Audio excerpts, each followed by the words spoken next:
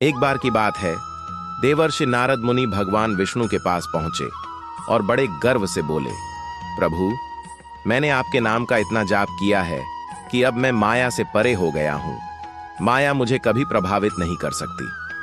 भगवान विष्णु मुस्कुराए और बोले, अच्छा, अगर ऐसा है तो चलो मेरे साथ पृथ्वी पर चलते हैं। नारद जी सहर्ष तैयार हो गए। दोनों पृथ्वी पर एक घने जंगल से गुजर रहे थे कि अचानक भगवान विष्णु बोले, मुझे बहुत प्यास लगी है नारद, क्या तुम कहीं से पानी ला सकते हो?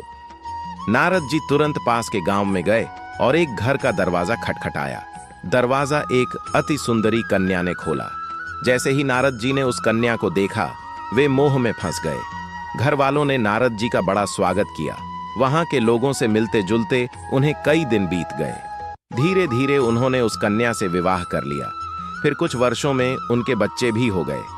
वे अपने नए परिवार के साथ सुखी जीवन व्यतीत करने लगे। फिर एक दिन एक भीषण बाढ़ आई।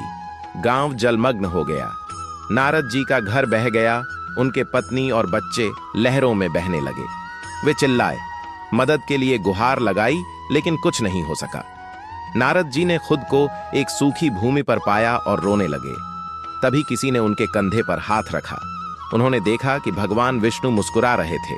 विष्णु जी बोले, नारद, पानी लेने गए थे ना?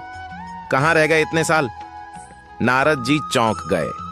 उन्हें एहसास हुआ कि यह सब भगवान की माया थी।